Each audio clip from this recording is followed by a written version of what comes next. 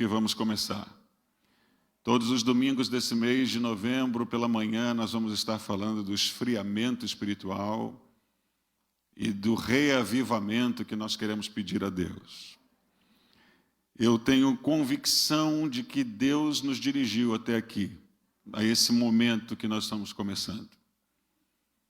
Eu não tenho porquê e nem irei mentir para você, porque diversas campanhas que nós fazemos, elas nascem no nosso coração, o que não quer dizer que é um pecado, o que não quer dizer que não está dentro do propósito de Deus. Deus nos dá liberdade para isso. Então, muitas vezes, nós lançamos algo que nasceu no coração aqui, e ela, muitas vezes, ou na maioria das vezes, é muito abençoadora, a campanha e tudo mais. Mas eu queria dizer para você, com todo o temor que eu tenho ao Senhor, o que estamos fazendo ou começando nessa manhã, eu não tenho dúvida nenhuma que Deus nos dirigiu para o que vamos fazer, ou está nos dirigindo. Eu percebi nas últimas mensagens que foram pregadas nesta igreja, já um direcionamento para isso. Quero lhe aconselhar a ouvir a mensagem pregada pelo pastor Marcelo há 2 quartas-feiras atrás. Quero lhe aconselhar a ouvir a mensagem da quarta-feira passada pelo pastor Jason. 2 mensagens que vai valer muito a pena e você vai perceber que Deus já estava nos trazendo para esse propósito de novembro. A mensagem de domingo passado pela manhã, e queria que você acreditasse nisso, que a sua igreja está em algo que Deus está no meio, sabe? Está fazendo. Falar de esfriamento espiritual é urgente, é necessário, é algo que acontece demais, que está acontecendo por demais no meio da igreja de Jesus, e nós somos pessoas responsáveis por um despertamento, não é?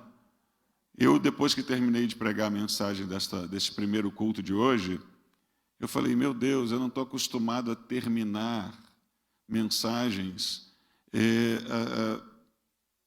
assim, num clima pesado, porque eu usei palavras, e vou voltar a usar, muito duras, mas elas precisam ser ditas, amados, sabe? Não vou dizer por minha própria vontade, não, se bem que eu tenho vontade, sim, de fazer o que Deus quer que eu faça, sabe? E aconteceu algo interessante, eu vim pedindo a Deus esse tempo todo que Ele confirmasse essa disposição para falar a respeito disso em novembro. E aconteceu algo muito interessante. Várias coisas aconteceram confirmando, mas achei muito interessante. Eu estava atrás de um livro chamado Esgotamento Espiritual, do pastor Malcolm Smith. E esse livro é muito antigo, eu li esse livro há 25 anos atrás, no mínimo. E foi muito abençoador. E eu comecei a procurar, eu vi que eu não tinha mais na minha estante o livro. Procurei com os meus amigos, ninguém tinha mais. Encontrei no Mercado Livre e comprei. Só que quando você compra uma coisa no Mercado Livre, você fica esperando, né? Eu comprei na sexta. Ontem à noite chegou. Ontem à noite chegou. E eu estava terminando dos últimos rabiscos aqui na mensagem. Aí eu falei, bem, chegou, para mim não é coincidência, vou começar a ler. E li o primeiro capítulo ontem, e no primeiro capítulo já eu encontrei algo muito importante.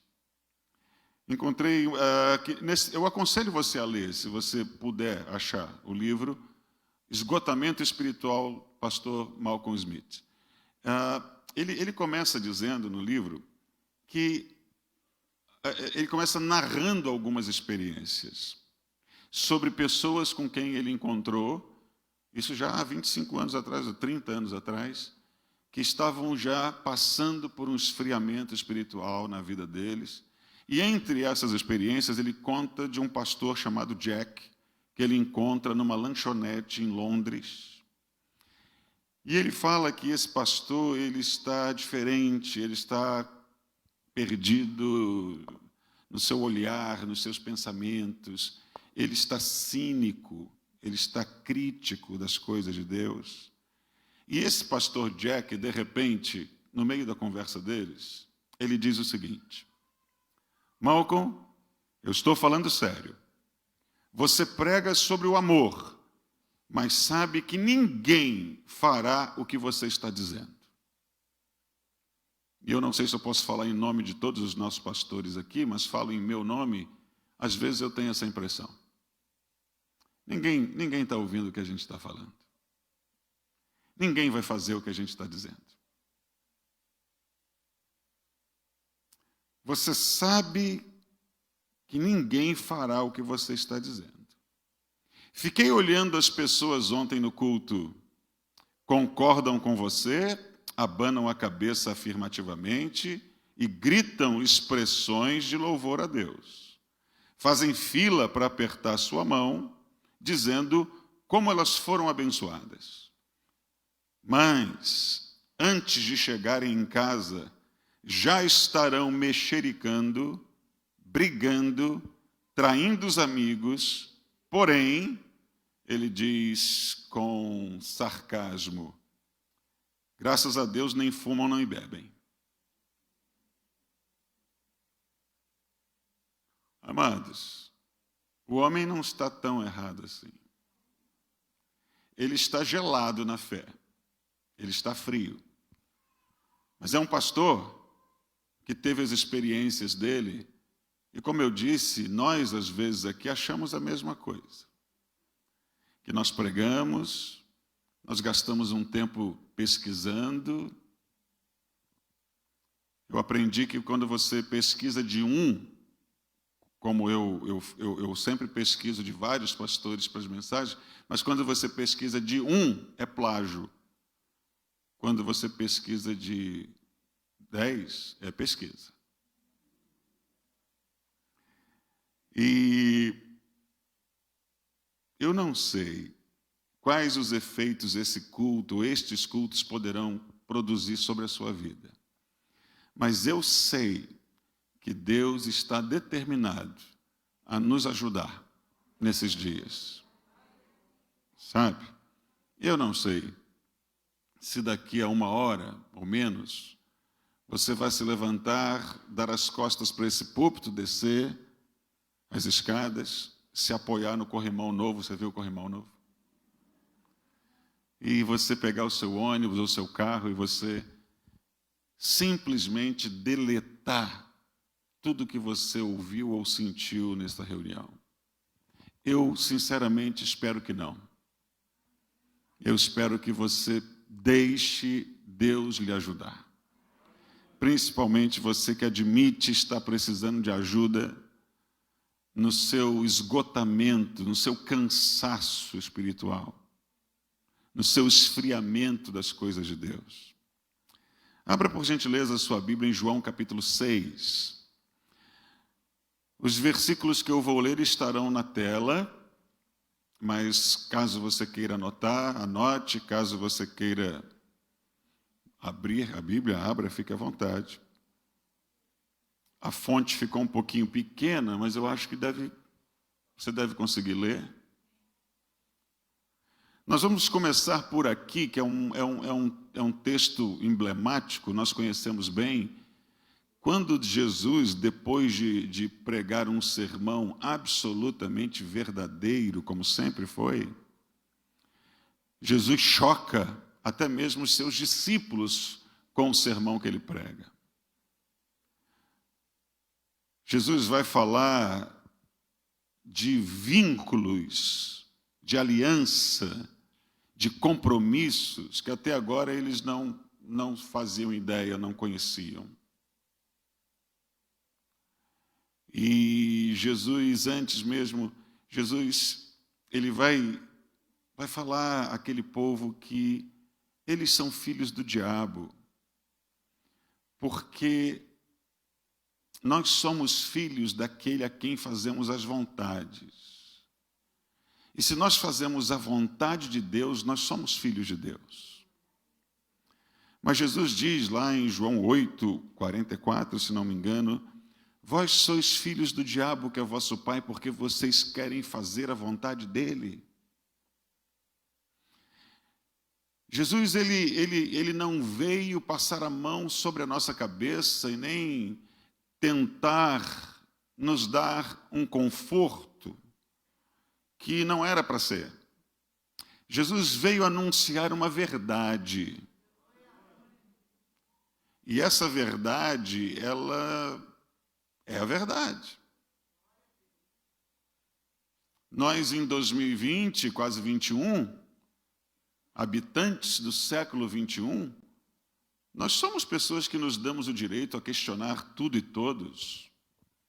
Nós somos pessoas cheias de direitos, liberdades. Não vou dizer que isso é ruim, mas nos tornou céticos, críticos da palavra de Deus.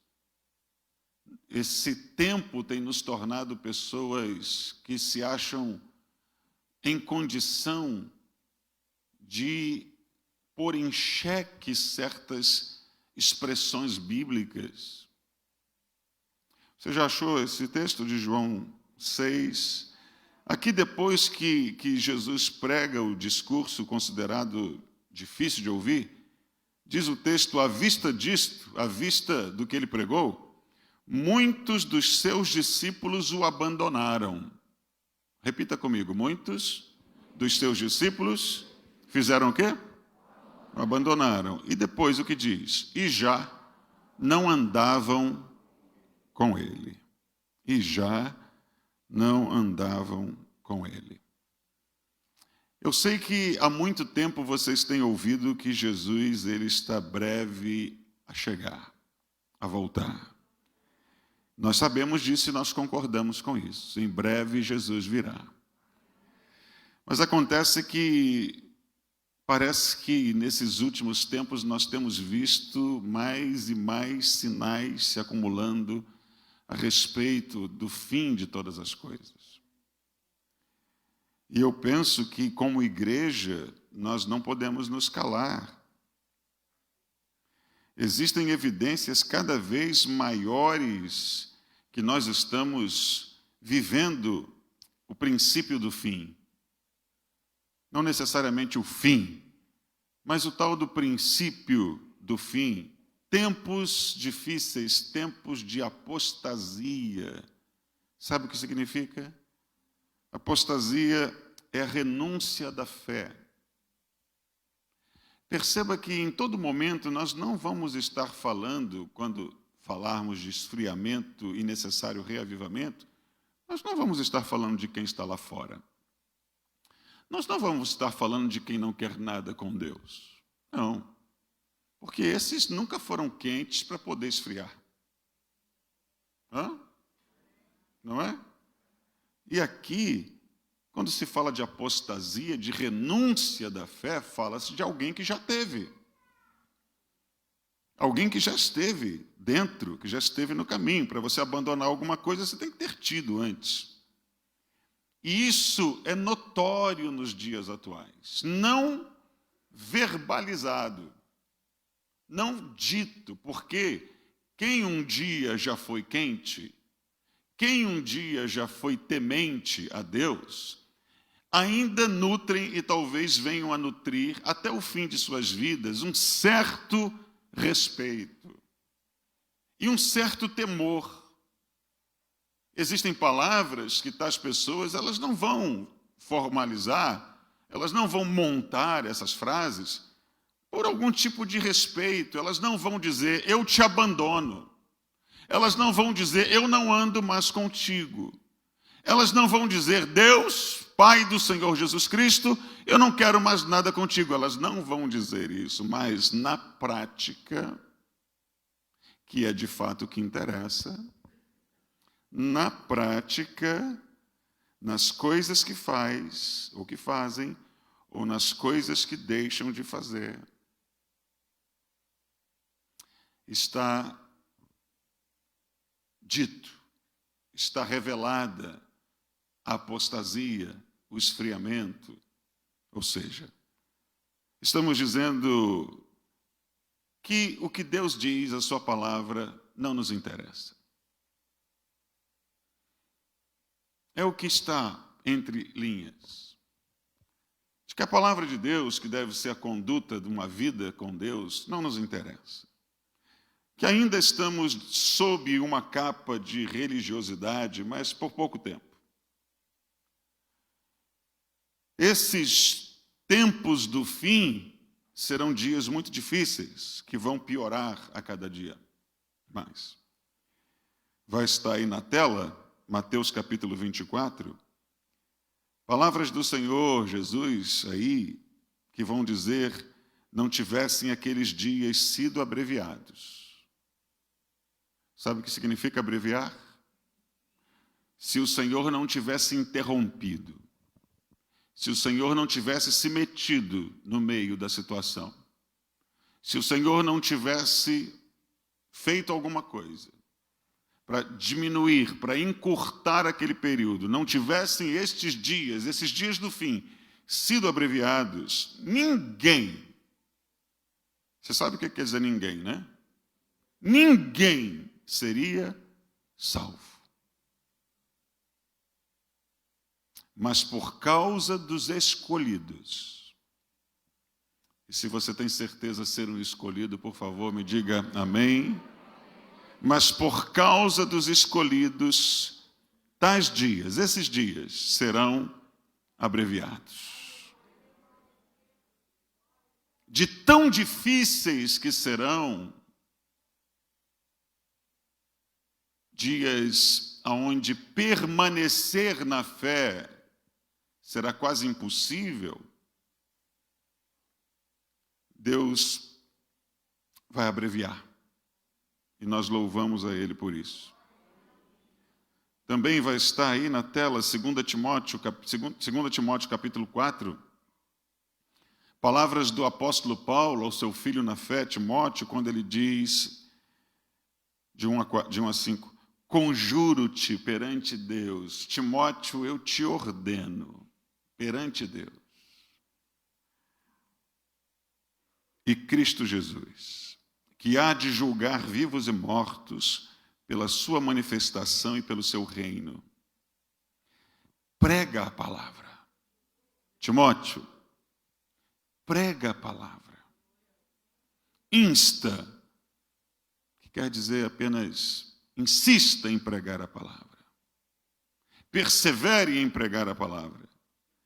Quer seja oportuno, quer não.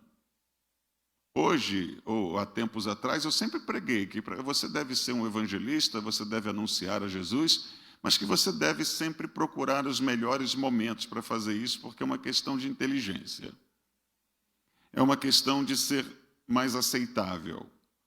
Você procurar um bom momento para pegar a pessoa por quem você está orando e falar de Jesus para ela. É bom procurar as boas oportunidades. Mas vai chegar um tempo que não vai dar para esperar as boas oportunidades. Seja oportuno ou inoportuno, prega. É o que Paulo está dizendo a Timóteo. Corrige, repreende, exorta.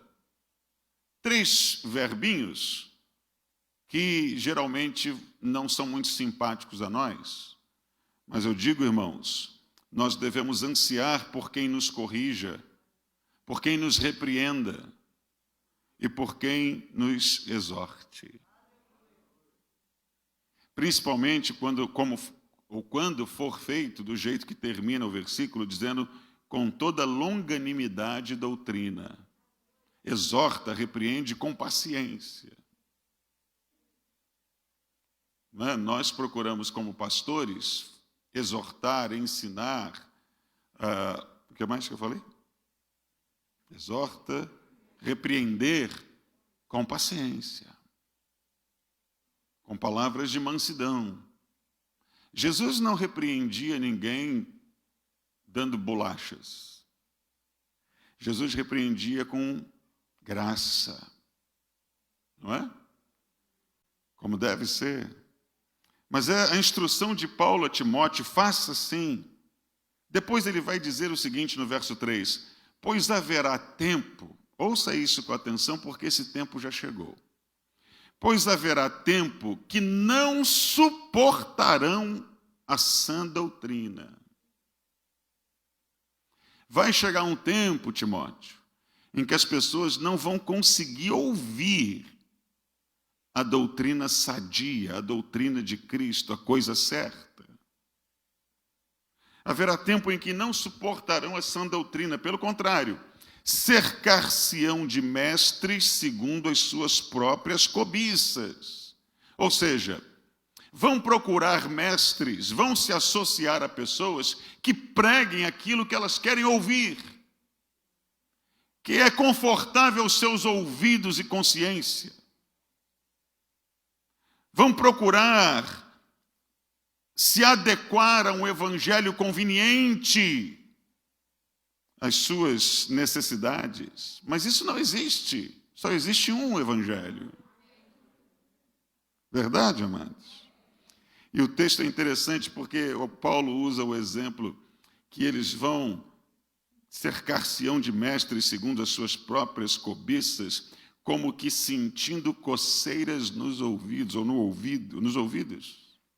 Já sentiu coceira no ouvido? Ô, gente, quem nunca? Coceira, quem nunca usou a tampa da caneta Bic? Quem nunca usou a chave de casa? Eu sou profeta, tenho revelações. É interessante, não é? Aqui já foi até o dedinho, certo?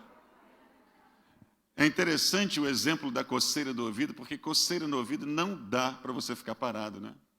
Você tem que fazer alguma coisa. E como quem sente coceira nos ouvidos, essas pessoas elas vão tomar as suas providências e vão se cercar de pessoas que não deveriam estar ali. E continua no verso 4 dizendo assim: e se recusarão a dar ouvidos à verdade. Esse tempo já chegou, amados. O começo do fim já começou. Já foi startado. Eles se recusarão a dar ouvidos à verdade, entregando-se às fábulas. E ele vai terminar aqui no verso 5 para nós, dizendo: tu, porém, sê sóbrio. Sê sóbrio em todas as coisas, suporta as aflições.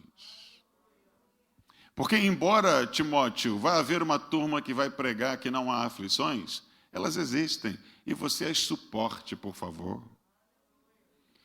Faze o trabalho de um evangelista, que o contrário já nos mostra também o nosso esfriamento. Porque hoje em dia são poucos os crentes que anunciam a Jesus. Eles são crentes, mas eles fazem como quem diz: eu sou salvo, o resto é que se lixe. Eu não sei se na sua agenda existe alguns nomes por quem você ore ou por quem você trace estratégias para tentar levar Jesus àquela pessoa, ou quanto tempo tem que você não convida absolutamente ninguém a vir à igreja com você, simplesmente porque você deixou de ter interesse por elas. Você deixou de amar as almas perdidas. Sinalzinho de esfriamento espiritual.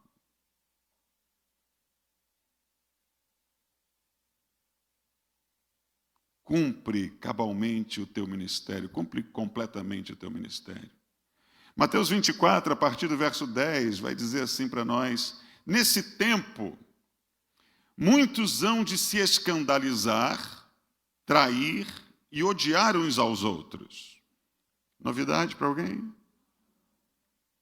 E levantar-se-ão muitos falsos profetas, e enganarão a muitos. Novidade? Aí Jesus vai dizer o seguinte, amados, que é para a gente botar a orelha bem em pé aí. E por se multiplicar a iniquidade, e por haver cada vez mais e mais pecados, o amor se esfriará de quase todos. Alguém dá glória a Deus pelo quase? Aquele, porém, que perseverar até o fim, esse será salvo. Veja A palavra de Jesus. A palavra não é tão abrangente, ela traça um caminho. E será pregado este evangelho do reino por todo o mundo, para testemunho a todas as nações, e então virá o fim. Há quem diga que de tudo que foi profetizado para que o fim se apresente, a única coisa que falta é essa que está aqui. O evangelho ser pregado em todos os cantos do mundo. Amados, e se ainda não foi, falta muito pouquinho para ser. Porque só não conhece o evangelho quem não quer, porque está na internet, em todas as línguas. Pessoas ainda se dispõem a ir aos confins da terra, até Madureira. Pessoas se dispõem a ir até os confins da terra para falar de Jesus ainda. Então, se existe alguém que ainda não ouviu, é muito pouca gente, e então virá o fim. Glória a Deus. Mas nesse texto que nós lemos, a expressão "o amor se esfriará", no meu entendimento, isso aqui não quer dizer apenas que as expressões de afeto vão desaparecer entre as pessoas, que as expressões de afeto, de amor, elas desaparecerão. Não é só isso. Elas não querem apenas dizer que esse sentimento que é considerado o mais nobre, o principal, o amor, deixará de existir. Não é isso, ou não é apenas isso. Mas você sabe que uma das coisas básicas e o axioma, falamos essa semana sobre essas palavras difíceis, o axioma bíblico, que é uma verdade incontestável, não há nada que se possa dizer, nem há nada que se possa acrescentar para fazer daquela verdade mais verdadeira. Um axioma básico na palavra de Deus é que Deus é amor. É uma das coisas mais primárias que se aprende no Evangelho. Deus é amor. E quando o texto diz que o amor se esfriará de quase todos, é Deus sendo esfriado dentro do homem. É Deus sendo aos pouquinhos empurrado para fora. Verdade? É. E não por vontade dele, não por iniciativa dele. Não é ele que está dizendo, estou saindo. Mas sim porque em virtude de tanto afastamento e tanto pecado, o homem vai aos poucos empurrando Deus para fora do seu coração. E quando a gente olha por esse prisma, mais uma vez, você não tem como empurrar para fora alguma coisa que nunca esteve dentro. Para você empurrar Deus para fora um dia, ele tem que ter estado dentro. Verdade? O esfriamento do coração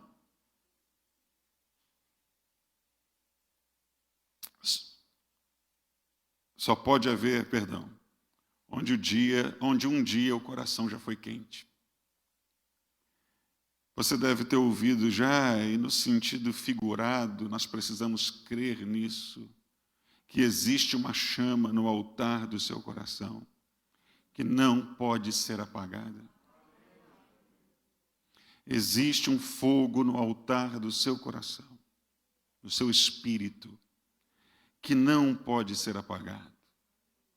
Isso é extraído lá de Levíticos capítulo 6, que também está na tela, quando diz: o fogo que está sobre o altar arderá nele, não se apagará.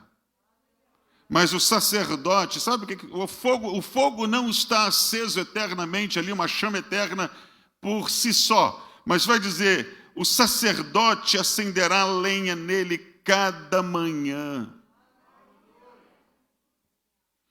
Esse não esfriamento, essa manutenção do nosso aquecimento espiritual depende de nós. depende de decisões que nós vamos precisar tomar, depende da lenha que nós colocamos todas as manhãs, senão esfria. Entende isso?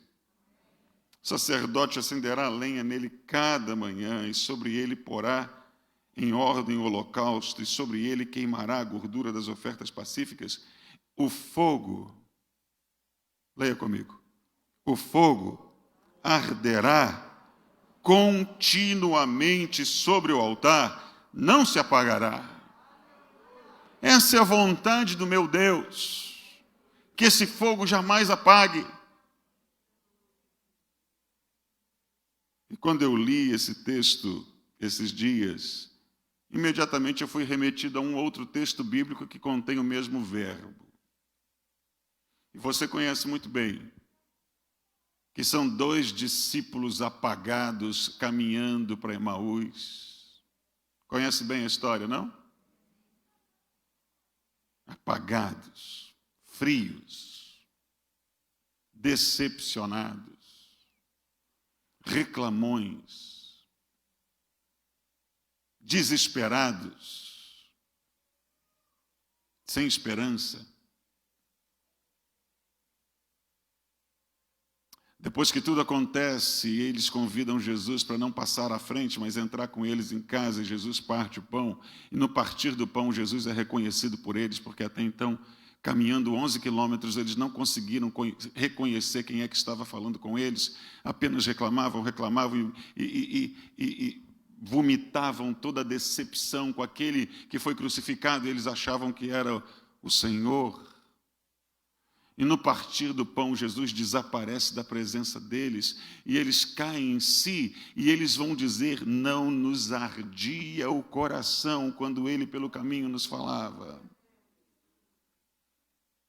É como se a presença de Jesus ateasse fogo no altar apagado. E eles diriam: viu, quando ele vinha falando conosco, nosso coração voltou a pegar fogo.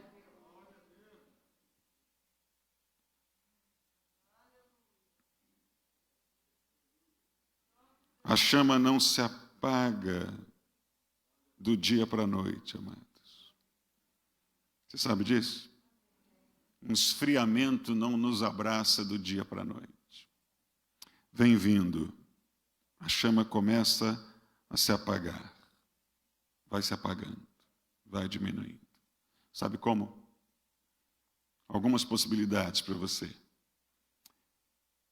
A chama começa a se apagar, ou o esfriamento começa a chegar, quando se descobre que para seguir a Cristo Jesus se paga um preço.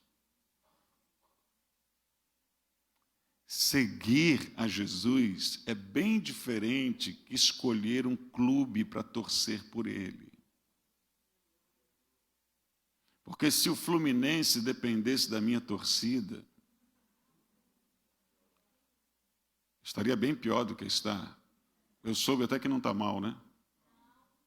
Mas eu não quero saber de mais nada. Já tem anos que eu decidi não querer saber nada de futebol. Seguir a Cristo não é escolher um clube, porque eu posso abandonar o clube que eu quiser, como abandonei. Aliás, eu nunca estive lá para abandonar, só tinha simpatia. E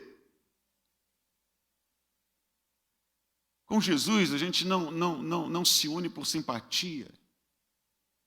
E enquanto for conveniente para nós, a gente está com Ele. Não! É feita uma aliança. Eu vou pregar para os irmãos aqui, assim que terminar essa direção, eu vou pregar sobre aliança. Aliança que se fazia no passado, os passos da aliança. A aliança era coisa muito séria, mano. A aliança exigia que ambas as partes cortassem as suas mãos, unissem um sangue no outro. Um monte de outras coisas eram feitas para firmar uma aliança. E tinha um regimento aquela aliança que por fim vai dizer que se alguém, uma das duas partes quebra aquela aliança, esse outro tem que ser morto. Com Jesus, a gente não está passeando no parque. Mas hoje em dia, muito crente tem esse tipo de relacionamento com Jesus. É um relacionamento completamente descompromissado. Só quando lhe é conveniente, a pessoa vai à igreja para pedir alguma coisa a ele. Está entendendo?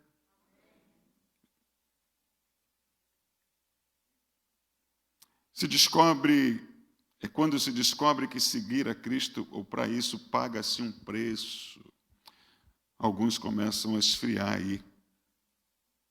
Quando descobrem que caminhar de mãos dadas com o Senhor Jesus custa. Hã? E não custa dízimo, não. Não é disso que eu estou falando, não. Antes fosse. Alguns só vão seguir a Cristo se o custo for baixo. Senão, nem começa. Começa-se a esfriar na fé quando começa-se a abrir mão dos confrontos.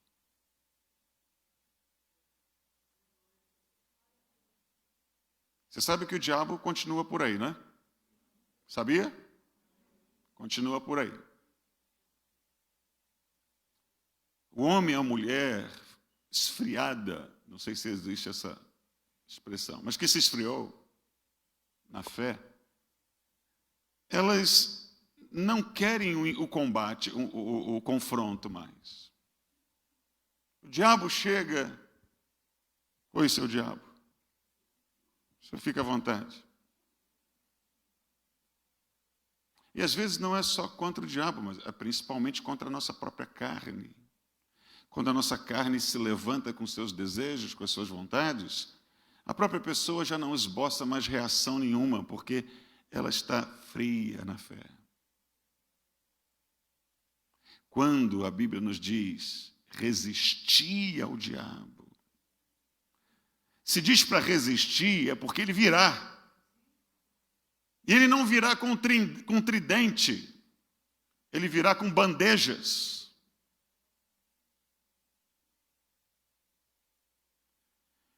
E a palavra de Deus vai dizer: resista firme na fé. Porque não é brincadeira, não. Foge das paixões, Timóteo. Veja que andar de mãos dadas com Jesus hoje custa. É ou não é, meus irmãos? Custa. Começa-se a esfriar na fé quando se começa a desconsiderar a palavra de Deus. A palavra disse, desde criança eu ouço, mas eu deixei de achar Sansão um personagem admirável desde que eu despertei para a vida. Porque para nós, garotos, meninos, Sansão é o máximo, né? Sansão quebra tudo. Sansão bate em todo mundo. Sansão mata 1.500 com um osso de boi, de jumento. Sansão carrega um portão nas costas. Todo menino quer ser Schwarzenegger. Mas que falta de caráter desse homem. Que eu não sei se algum dia teve um caráter melhor, porque tudo o que se dizia que ele não podia fazer era o que ele queria fazer. A palavra de Deus para ele, nada era a mesma coisa.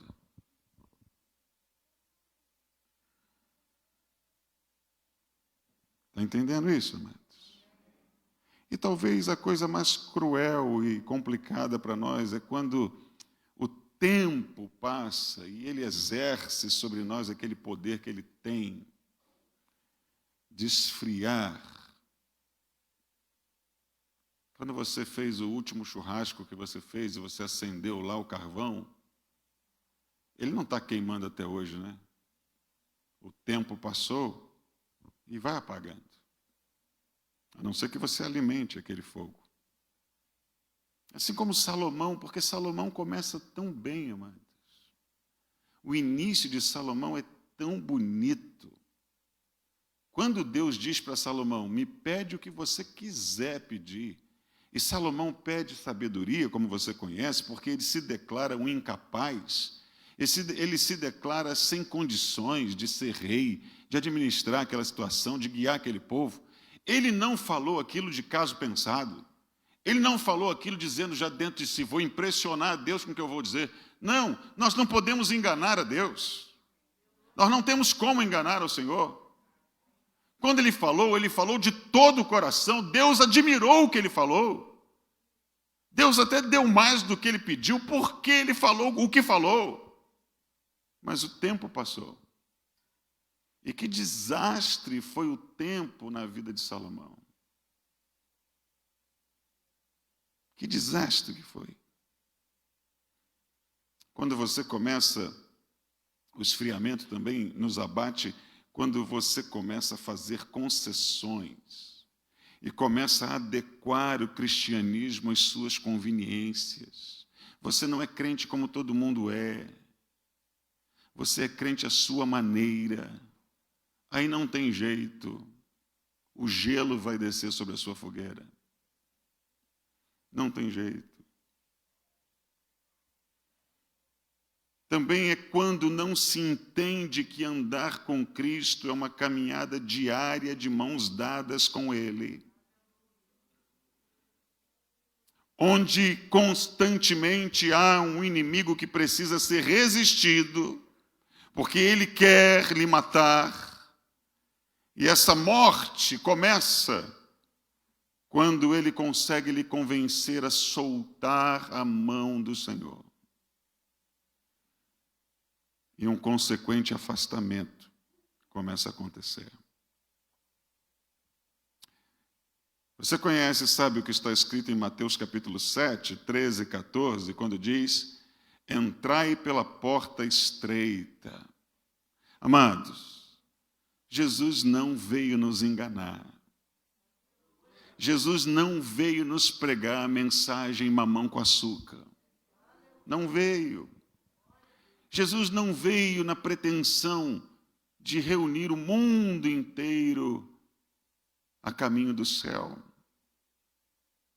Jesus veio nos dizer a verdade. Jesus veio nos anunciar o que o Pai dele queria que fosse anunciado. E o que é anunciado é o seguinte: a vida não é essa aqui não. A vida vai começar ainda.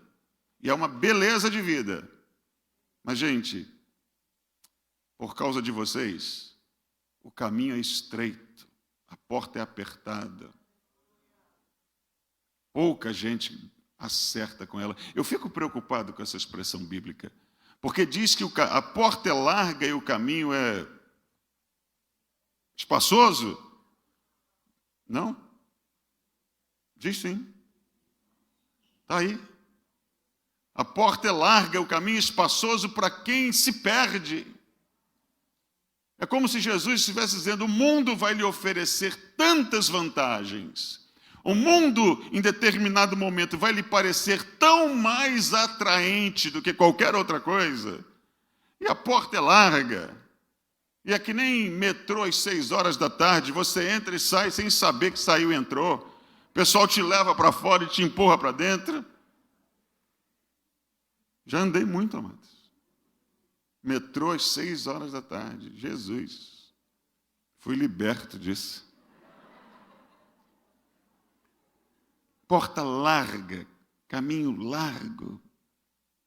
E o texto diz, e muita gente acerta com essa porta larga. Mas com a tal da porta estreita e do caminho apertado, ou vice-versa, poucos acertam. Então, Jesus não tinha a ideia assim, todo mundo vai entrar pela porta estreita. Não.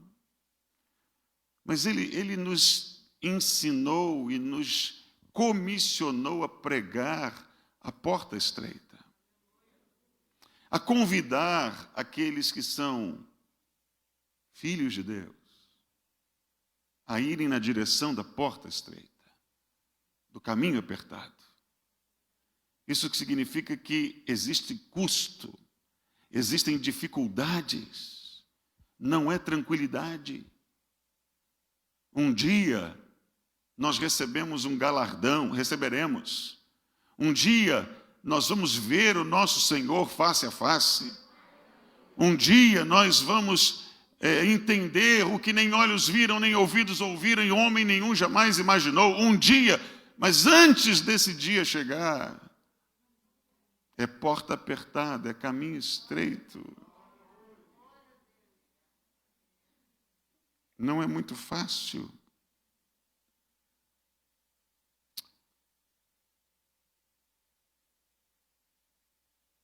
Voltando ao primeiro texto que nós lemos hoje, João capítulo 6, Jesus disse, aliás, o texto diz, o escritor, o João disse, à vista disto, diante da mensagem que o Senhor Jesus pregou, muitos dos seus discípulos o abandonaram. Jesus não tinha só 12, Jesus tinha dezenas. Os 12 eram os mais conhecidos. Muitos dos seus discípulos o abandonaram e já não andavam com ele.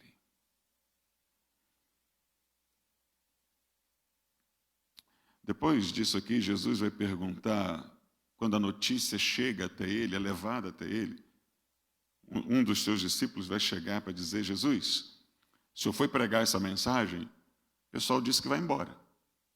Vai procurar outro canto, outra porta aí, vai procurar outra igreja. Vai procurar outro mestre. O senhor foi pregar essa mensagem complicada de se digerir, deu nisso. E ao contrário do que nós poderíamos esperar, Jesus ele não se desespera. Porque se depois dessa mensagem, desse culto, alguém for ali atrás me dizer, pastor, o pessoal não gostou não, foi embora de cara feia, disse que não volta. Eu vou ficar preocupado. Né? Não muito.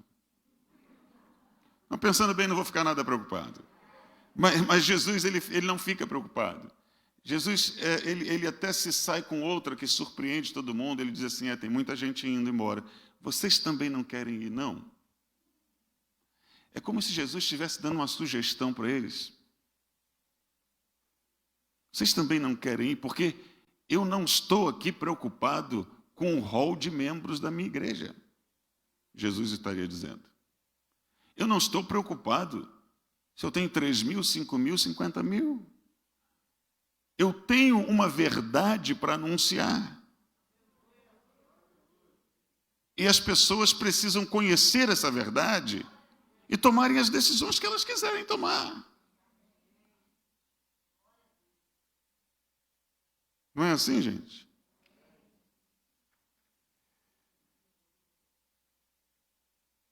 Jesus, com essa pergunta sobre se eles também não querem ir embora, Jesus não está sendo indelicado, Jesus não está demonstrando assim falta de interesse, Jesus não está sendo indiferente, Jesus não está dando uma de quem não se importa, de quem não está nem aí, claro que não. Mas Jesus está ensinando algo que nós precisamos lembrar. Primeiro, Jesus quer que nós vençamos a frieza. Jesus quer que nós aprendamos a ser fiéis a Ele. Ele quer que todos sejam salvos. Sim, Ele quer. Mas o que Ele está dizendo quando Ele discursa como discursa, quando Ele sugere aos discípulos também se eles não querem ir embora, o que Ele está dizendo na verdade é o seguinte, queridos, existem coisas que são inegociáveis. Mesmo que vocês queiram ir embora, essas coisas são inegociáveis. Mesmo que vocês me digam, vocês 12, me digam que vocês, diante de tudo e da ideia que eu estou dando, vocês resolvem ir embora, eu não tenho liquidação, eu não tenho descontos. Eu não posso mudar uma vírgula do que eu disse, porque assim é. Você está entendendo? Não há. Ele não abre exceções nem concessões. Ele jamais vai chegar para um ser humano sequer para dizer, bem, na minha palavra eu exigi santificação, eu exigi isso, isso, isso, outro, de todo mundo, mas você é tão bonitinho que eu vou abrir uma exceção para você. Você acha que algum dia isso aconteceu? Ou vai acontecer? Eu lembrava aqui no primeiro culto, porque aqui, deixa eu só terminar, o apóstolo Pedro, ele vai dizer, não é? Para onde é que nós vamos? Só o Senhor tem as palavras da vida eterna. Pedro está dizendo, só o Senhor tem a chave. Só através do Senhor a gente consegue chegar lá, entrar lá. O que a gente vai fazer? Nós vamos aprender como as coisas são. Porque outra coisa nós não temos para fazer. A gente não chega lá de outro jeito. Aí eu dizia, estava no primeiro culto, estava lembrando, e lembrei, sinceramente, aqui, na hora aqui, de quando eu era criança. Graças a Deus que a teologia mudou para a criançada. Porque quando eu era criança, aprendi uma musiquinha que dizia assim, se você no céu conseguir entrar,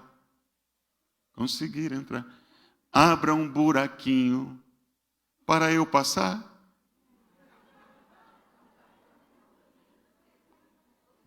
Espero que não se cante mais isso para as nossas crianças aqui. E tinha várias estrofes. Uma delas era, lembrei do Sean Connery, que morreu ontem, né? Lembrei dele porque dizia um pedacinho da canção, não se abre o céu com um canivete, nem adianta ser 007. Não tem. Não tem jeito. O único jeito, o único caminho, a única chave, a única porta chama-se Jesus Cristo.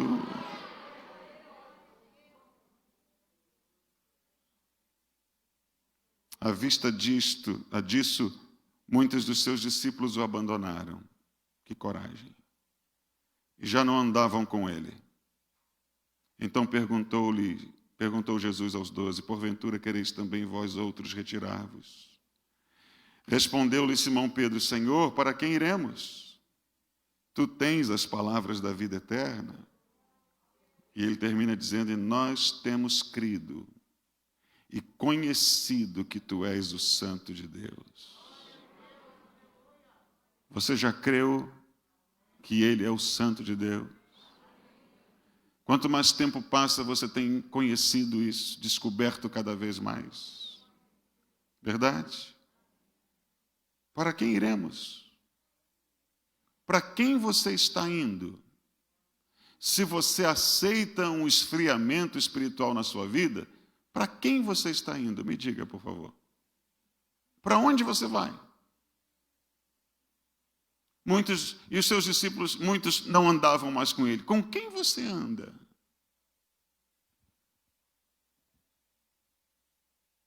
Com quem você anda?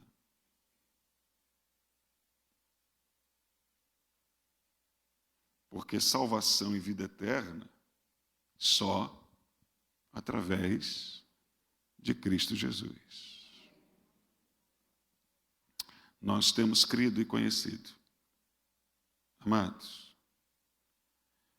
nesse mundo derrotado que nós vivemos,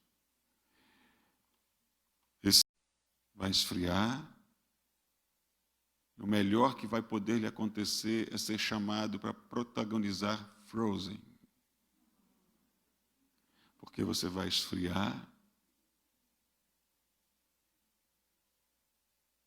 e vai morrer. Espiritualmente falando. Se você ignorar a voz do seu Senhor, você vai morrer.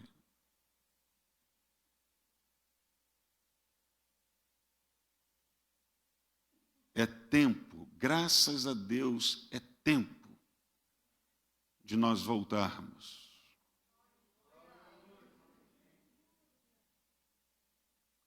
Eu disse na primeira reunião, repito, temos muita coisa a dizer sobre o assunto. Não estamos encerrando nesse primeiro culto tudo que tem para se dizer. Amados, temos muita coisa a dizer. Quero falar com você, provavelmente, no próximo domingo, sobre uma das 3 igrejas do Apocalipse, a quem Jesus falava, que estava morrendo por esfriamento espiritual. Das 7, 3. E a mais famosa que você conhece, a de Éfeso, ele vai virar-se para ela para dizer: você perdeu o seu primeiro amor. Volta. Vê onde você caiu, levante-se. Ainda há tempo. E esse nosso tempo de confronto, esse nosso tempo de voltar a um aquecimento, a um coração ardente na presença de Deus, ele não vai poder contar apenas com os domingos pela manhã, mas vai precisar que você, de segunda a sábado, faça o seu papel. Sabe? Faça o seu papel. Busque mais ao Senhor. Busque mais ao Senhor. Se você identifica falta de ardor no seu coração, se você identifica falência espiritual na sua vida, Deus está lhe dando uma oportunidade de reagir. Deus está chegando com o seu desfibrilador. Deus está trazendo o seu remédio para nós.